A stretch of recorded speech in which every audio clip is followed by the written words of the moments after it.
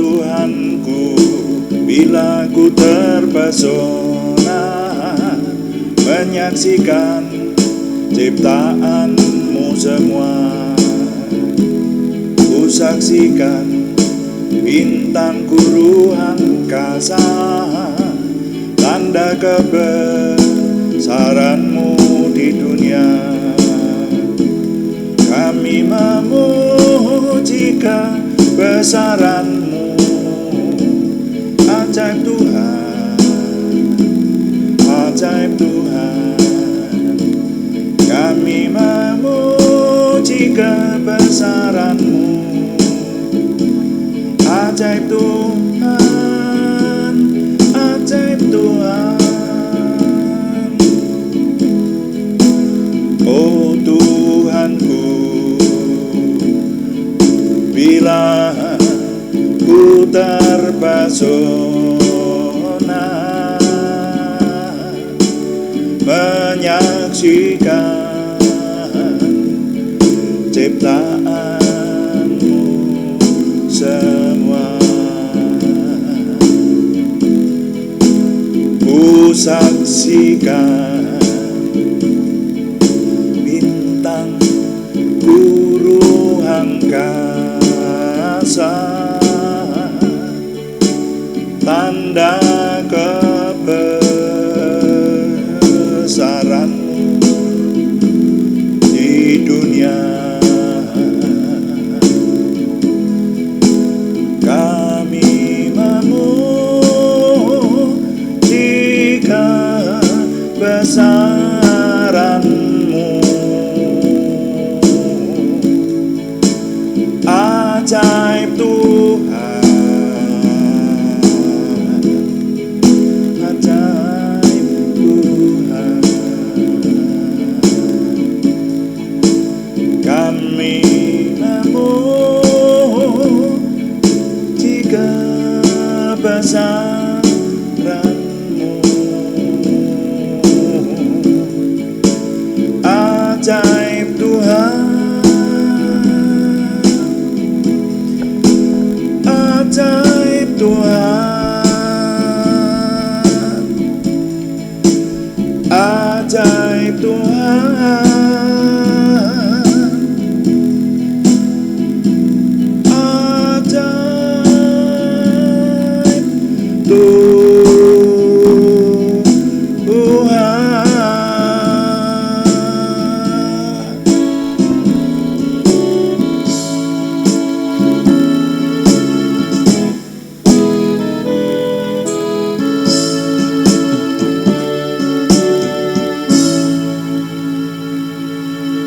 Bapa, kami mengucap syukur untuk malam hari ini Tuhan memberkati kami.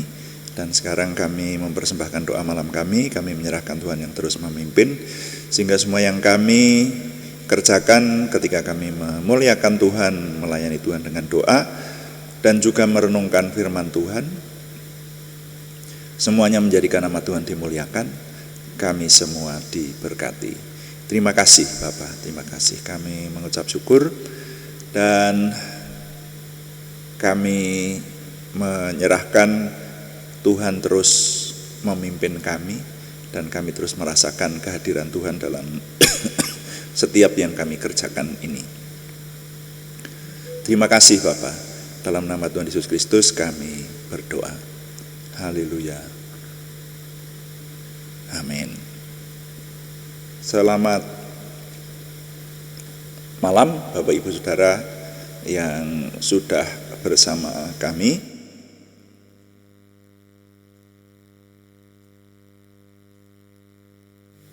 Kita mau menyelesaikan doa malam hari ini, dan doa malam melalui online ini diadakan secara iman Kristiani dengan dasar keyakinan kepada Tuhan Yesus Kristus, Yeshua HaMasyiah,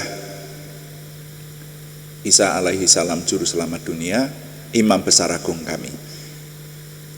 Firman Tuhan yang didokumentasikan dalam kitab suci Perjanjian Lama dan Perjanjian Baru menjadi pegangan kami, menjadi pegangan kita sekalian. Saudara sekalian, kita malam hari ini akan merenungkan kitab Mazmur lebih dulu akan kita baca, saudara. Jadi yang doa malam itu memang temanya berbeda dengan yang doa pagi. Kalau yang doa pagi itu membaca firman Tuhan secara berurutan dan direnungkan, tapi yang doa malam ini secara bebas. Dan kali ini saya ingin mengajak Bapak Ibu mulai memahami tentang ilmu pengetahuan dalam hubungannya dengan kuasa Tuhan ya. Dari kita orang beriman, bagaimana kita memahami ilmu pengetahuan, tapi hubungannya dengan keimanan kita dengan firman Tuhan. Judul renungan malam ini adalah mengagumi lompatan kilat di cakrawala. Mengagumi lompatan kilat di cakrawala. Kita baca Mazmur 135. Firman Tuhan berkata, Tuhan melakukan apa yang dikehendakinya di langit dan di bumi, di laut dan di segenap samudera raya. Ia menaikkan kabut dari ujung bumi, ia membuat kilat mengikuti hujan, ia mengeluarkan angin dari dalam perbendaharaannya. Perhatikan, ia membuat kilat mengikuti hujan. Ya, ia mengeluarkan angin dari dalam perbendaharaannya. Nah, mengagumi lompatan kilat di cakrawala. Saudara, ini firman Tuhan ini ternyata di kitab suci diulang-ulang. Nanti di kitab Yeremia pasal 10 pada ayatnya yang ke-12-13 itu diulang lagi. Kalimatnya agak berbeda tapi isinya sama. Tuhanlah yang menjadikan bumi dengan kekuatannya, yang menegakkan dunia dengan kebijaksanaannya, dan yang membentangkan langit dengan akal budinya. Apabila ia memperdengarkan suaranya, menderulah bunyi air di langit. Ia menaikkan kabut awan dari ujung bumi, ia membuat kilat serta dengan hujan dan mengeluarkan angin dari perbendaharaannya. Nanti akan diulangi lagi di Yeremia pasal 51 ayat 15-16, isinya sama persis. Jadi saudara, ternyata firman Tuhan berkata bahwa Tuhanlah yang membuat kilat, dan apabila ia memperdengarkan suaranya maka gemuruhlah air di langit. Ya, Tuhan yang menjadikan bumi dengan kekuatannya dan menegakkan dunia dengan kebijaksanaannya. Ya, jadi semuanya dikuasai oleh Tuhan. Nah, saudara, kalau kita memperhatikan kilat dan petir yang ada di langit, itu mungkin bagi kita sudah tidak heran lagi. Kenapa? Karena itu fenomena alam yang biasa ada.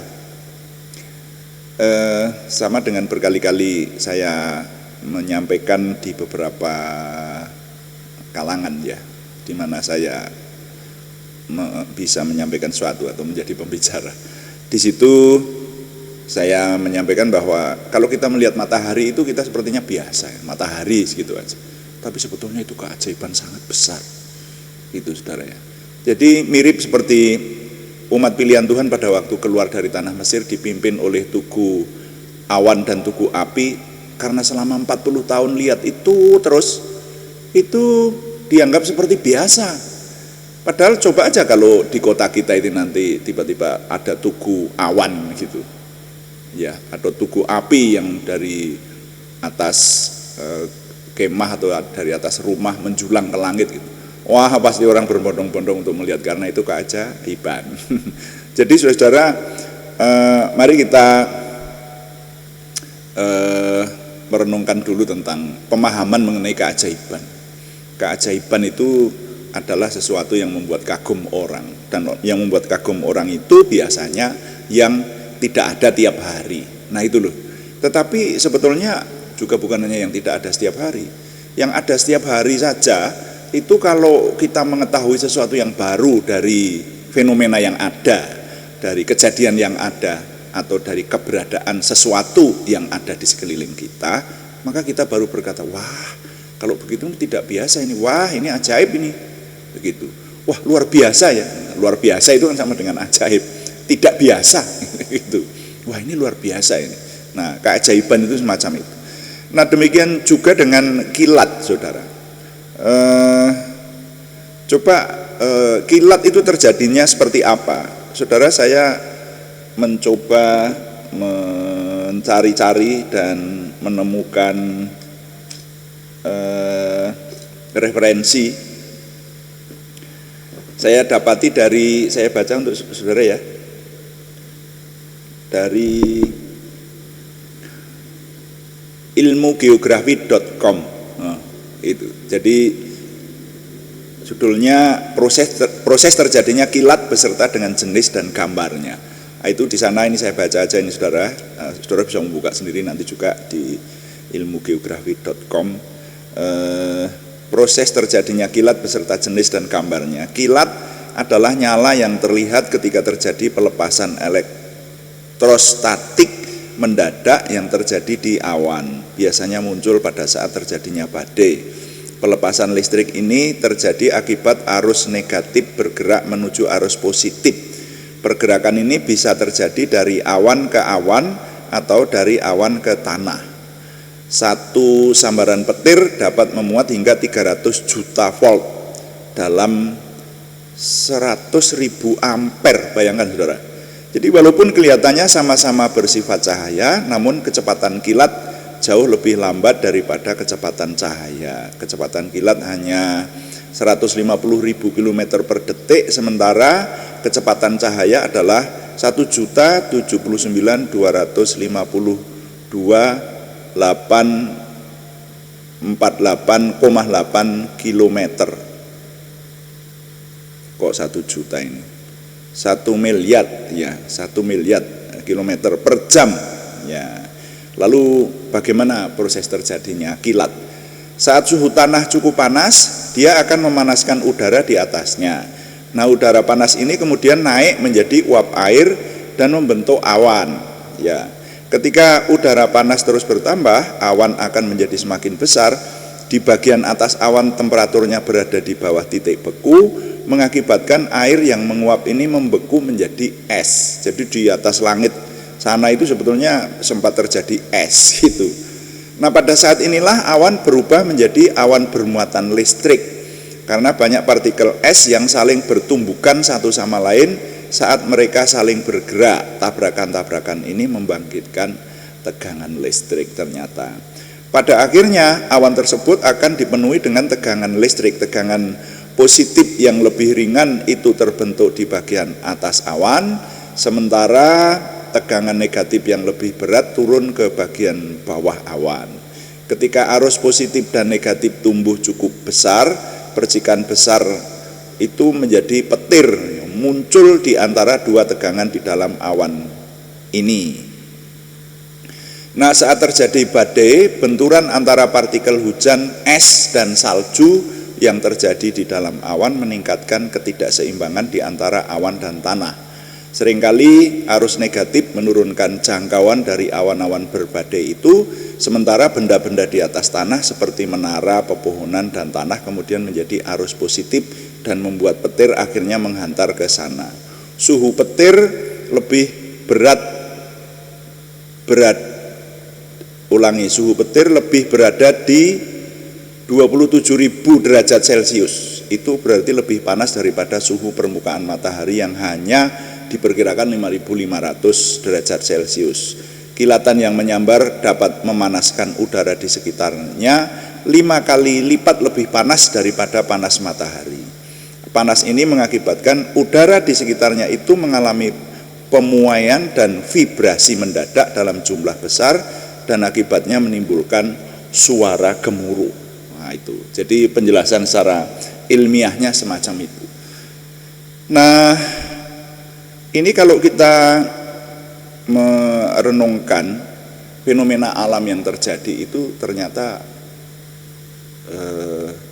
ada anatominya ya, ada prosesnya, juga ada mungkin bisa disebut mekanismenya gitu ya. Nah, sehingga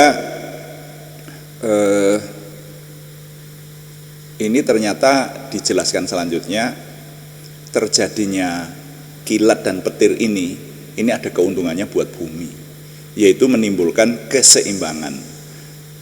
Yang sempat disebut adalah keseimbangan mengenai suhu dan kandungan udara di bumi, termasuk ternyata kilat dan petir ini menciptakan ozon, lapisan ozon di bumi itu dibantu dengan munculnya kilat dan petir ini. Nah, jadi saudara, itu secara ilmu pengetahuan. Nah, sekarang orang-orang yang tidak mau percaya adanya Tuhan itu akan berkata dasarnya adalah ini, gitu. Ketika orang berkata bahwa petir dan kilat itu dari Tuhan, ada yang lebih berkuasa lagi yaitu Tuhan, mereka akan menjawab, wah, orang-orang bodoh yang menganggap bahwa Tuhan itu ada, gitu. Itu petir itu terjadinya adalah karena fenomena yang bisa dijelaskan secara sains, secara ilmu pengetahuan. Jadi orang-orang ateis akan berkata semacam itu, saudara ya. Tapi kita orang beriman, tadi kita dapati bahwa firman Tuhan berkata,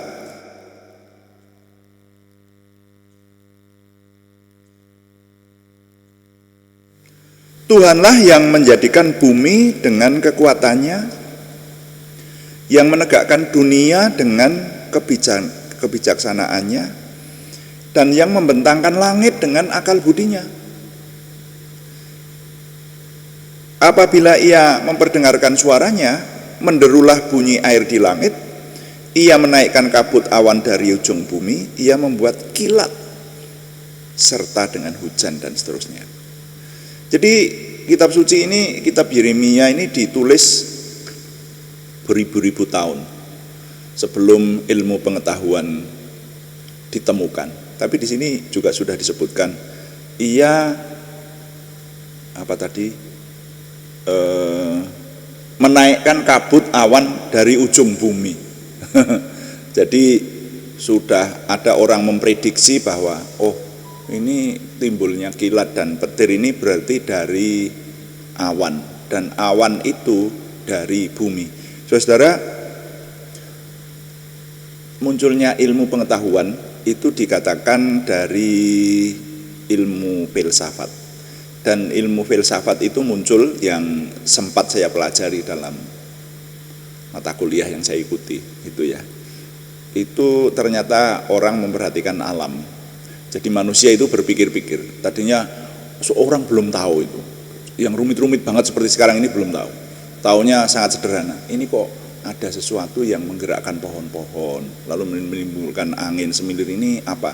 Nah, lalu dari situ orang berpikir-pikir, ada sesuatu yang tidak bergerak, tidak bersuara dan tidak bisa dilihat, tapi bergerak, dapat dirasakan. Itulah angin. Angin itu apa ya? Nah, seperti itu. Maka jadilah filsafat. Jadi mulanya itu disusun dengan ilmu filsafat. Makanya dikatakan induk segala ilmu itu adalah ilmu filsafat. Nanti dari situ akan muncul hitung-hitungan, muncul analisa-analisa yang pada akhirnya sekarang kita menikmati bahwa udara bisa dianalisa. Bahkan sekarang gerhana matahari saja bisa dihitung sampai menit-menitnya. Itu saudara, luar biasa ya. Nah, itu munculnya ilmu pengetahuan. Tapi saudara-saudara, semuanya itu ada yang mengatur, ada yang di atas semuanya itu, yaitu Tuhan. Nah, terus bagaimana kita umat beriman berpegang kepada keimanan kita bahwa semuanya itu Tuhan yang menciptakan? Ya, karena firman Tuhan memberitahukan demikian. Dan firman Tuhan ini bisa dipertanggungjawabkan. Bahkan kalau kita mengingat bahwa yang namanya iman itu seringkali bertolak belakang dengan akal, ya bertolak belakang dengan apa yang bisa diterima oleh rasio. Tapi kalau iman Kristen itu, kalau menurut saya, iman Kristiani itu bisa diterima dengan rasio banget, gitu. Ya, bukan pokoknya. Nah, berkali-kali saya katakan seperti itu. Makanya kalau orang menyembah Tuhan, itu orang harus mengenal Tuhan benar. Ya. Tuhan itu seperti apa dan Tuhan itu sifat-sifatnya seperti apa, bukan hanya katanya. Gitu. Nah, kalaupun kitab suci itu disusun dengan banyak pewahyuan yang diberikan kepada para nabi yang kita anut, tetapi iman Kristiani jauh lebih bisa dipertanggungjawabkan.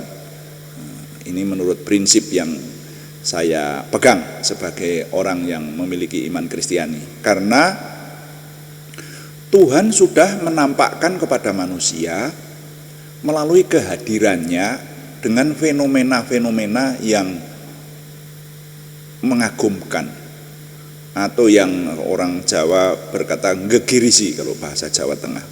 Yang apa itu? Gegirisi, yang mengagumkan dan menakutkan sebetulnya. Gitu. Ya. Berkali-kali saya mengingatkan, coba ingat waktu Tuhan hadir di atas Gunung Sinai kepada umat pilihannya waktu itu, maka umat pilihan Tuhan menjadi gemetar ketakutan, karena mereka sadar kalau sampai bertemu dengan Tuhan, hangus mereka itu. Nah itulah, dan berkali-kali Tuhan menampakkan mukjizatnya seperti itu. Nah kalau yang tidak percaya ya silahkan aja, itu ya, kitab suci didebat boleh, ya. Kitab suci tidak melarang, ya, hanya memberikan batasan-batasan. Yang percaya akan bertemu dengan Tuhan, yang tidak percaya ya tidak akan bertemu Tuhan, seperti itu. Ya, memiliki konsep-konsep Tuhan yang lain silahkan. Dan sampai kepada kehadiran Tuhan Yesus Kristus ketika Tuhan itu mengambil rupa manusia. Dan pernyataan-pernyataan serta mukjizat maupun bukti-bukti yang Tuhan Yesus berikan kepada kita melalui hidupnya, pengajarannya, dia yang nubuatannya berlaku ketika dia berkata dia mau dibunuh dan 3 hari hidup dari kematian, bangkit dari kematian, naik ke surga dan memberikan Roh Kudus kepada kita. Faktanya kita menikmati sampai hari ini. Nah, sehingga apa yang dikatakan oleh firman Tuhan ini yang lebih kita percaya. Jadi terjadinya kilat, terjadinya petir deru yang sambung menyambung itu diatur oleh Tuhan. Karena Tuhan, firman Tuhan berkata, Ia membuat kilat serta dengan hujan dan mengeluarkan angin dari perbendaharaannya. Ya, nyanya huruf besar. Jadi semuanya berasal dari Tuhan dan untuk Tuhan. Ini saudara, sehingga dalam hidup kita, mari kita mulai mencermati lah. Ya, nanti renungan malam kita salah satunya akan berisi ini. Kita mencermati ilmu pengetahuan, dan kalau kita merenungkannya, kok bisa ya seperti itu. Jadi kuasa Tuhan itu luar biasa, memberikan keseimbangan kepada dunia dan bahkan kepada tubuh kita ini saja. Kalau dicermati, nanti kita kagum merenungkan siapa penciptanya. Kok Tuhan bisa menciptakan yang seperti itu. Nah, itulah. Nah, maka saudara-saudara, merenungkan atau mengagumi lompatan kilat di cakrawala akan membawa kita semakin merasakan bahwa Tuhan kita itu adalah Tuhan yang luar biasa, yang wajib disembah dan dikagumi dan ditinggikan oleh setiap orang. Nilai yang dapat saya ketengahkan melalui perenungan ini, kilat dan petir adalah fenomena alam yang rumit dan semuanya diciptakan serta dikuasai oleh Tuhan kita. Saya ulangi, kita kagum akan hal ini. Kilat dan petir adalah fenomena alam yang rumit dan semuanya diciptakan serta dikuasai oleh Tuhan kita. Tuhan dipuji, amin. Mari kita langsung berdoa saja. Kita menaikkan doa syafaat dan juga nama-nama yang dalam minggu ini masih harus kita doakan kepada Tuhan. Mari kita berdoa. Bapa di surga, terima kasih untuk renungan hari ini. Biarlah firman-Mu membawa kami semakin menyadari akan kebesaran dan kemuliaan Tuhan. Dan Tuhan membawa kepada kami kemampuan untuk kami semakin dapat menyembah, merasakan kehadiran Tuhan dalam setiap hidup kami. ketika kami menyaksikan kilat sabung menyabung dan juga guruh di angkasa, maka kami merasakan kehadiran Tuhan yang menjadi Bapa dan penolong kami. Terima kasih Tuhan. Tuhan memberikan kepada kami ilham roh lebih lagi, sehingga kami mampu merenungkan setiap fenomena yang terjadi, setiap kejadian yang ada, yang menimpa pada zaman ini, dan Tuhan memberikan kepada kami kunci-kunci kemenangan untuk menghadapi zaman ini. Terima kasih. Kami mengucap syukur dan kami menyerahkan doa syafaat kami, khususnya bangsa dan negara kami, tetap kami terus doakan siang malam. Kami tekun berdoa untuk Tuhan memberikan kesejahteraan, bahkan juga di kota-kota di mana kami tinggal, sehingga kami menerima kesejahteraan dari Tuhan. Kami juga berdoa untuk nama-nama yang dalam minggu ini masih dikirim kepada kami untuk kami doakan, yaitu mereka yang terutama membutuhkan kesembuhan. Karena itu kami menyerahkan Tuhan